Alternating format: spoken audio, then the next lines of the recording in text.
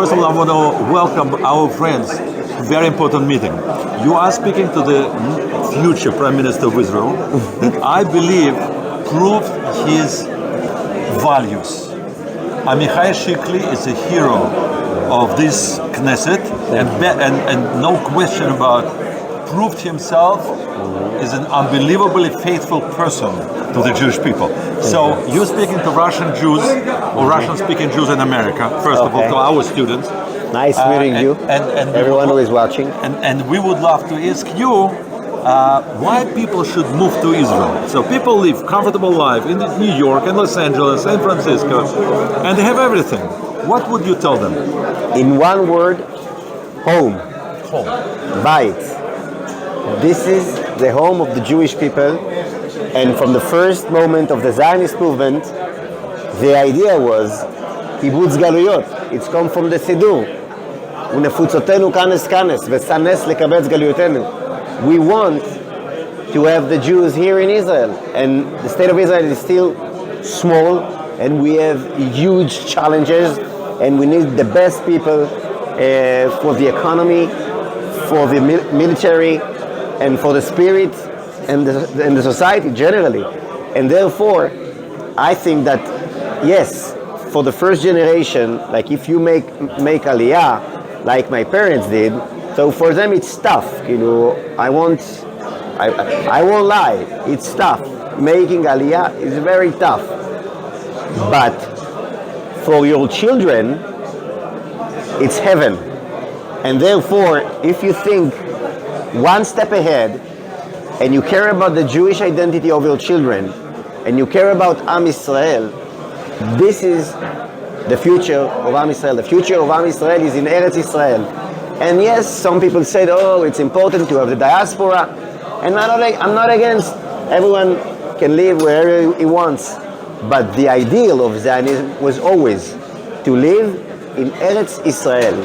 That's the ideal, because only here we are truly free to fulfill our own cultural life, our own spiritual life, to protect ourselves and to live as Jews. That's it. But even when you said right now, and spiritual lives, I'm for many years a high school principal. I teach teenagers in America and now college students in America. You're a person of Chinuch, you're an educator. Yeah. So you also will tell us that just physically coming to Israel and not having Jewish identity, not having Jewish values is just the beginning. Mm-hmm. So how do you embrace the second idea of actually reconnecting to the Jewish roots for the Jewish future? Look, everyone can find their own path how to connect to their Jewish identity, either from a cultural, spiritual, religious angle. It's very different from one person to another, and there are various ways to get connected into your Jewish identity.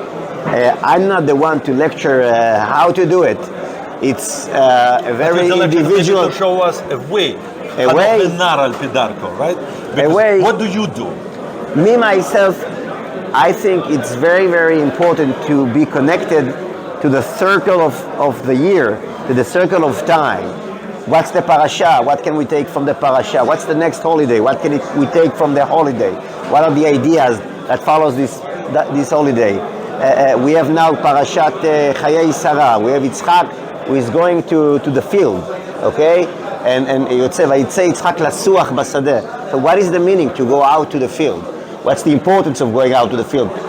And the Chazal said that lasuach, it's actually the prayer. It's the first prayer, and that's one way. And we know from the Hasidim they love to go out and for idbodedut, to be alone, to get connected.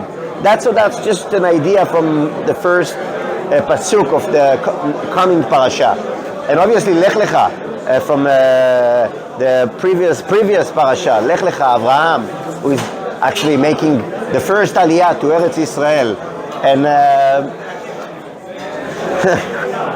it's enormous. There are so many ideas, so many ways to get connected, and this week is Rabbi Zach's first Yortzeit.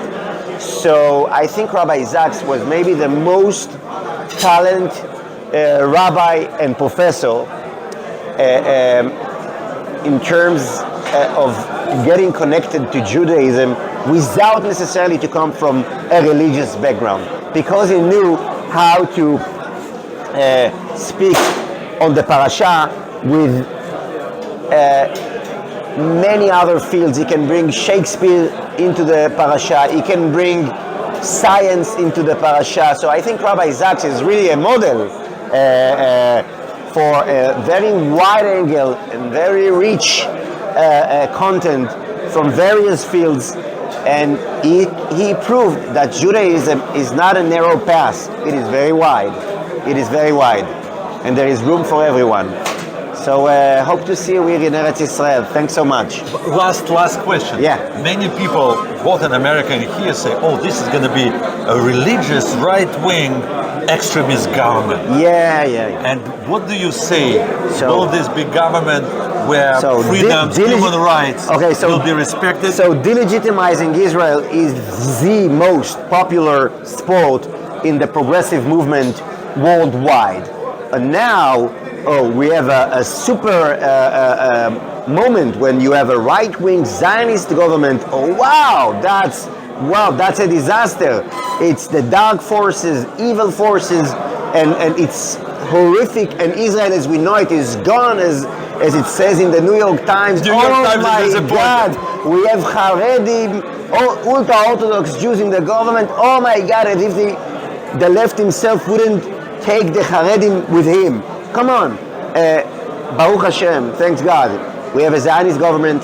Yes, we have religious parties with us. Yes, we have challenges. Yes, we have some disagreements. Yes, that's all true. But that's democracy, and if you respect democracy, you should respect the results. And all this frightening stories about what's going to happen now, and wow, and Itamar Ben-Gvir, I think, by the way, is going to be a good minister. It's going to be a good government. Everything is going to be okay. We've been through a very tough year with a progressive leftist government that destroyed Israel's security. It's one of the toughest years in terms of terror in the past decade, and hopefully the coming year will be much more safer, and we're going to make Israel far more stronger, far more solid in terms of security, economy, and most important, identity. Thank you. Thank you so much. It was unbelievable. Thank you so much.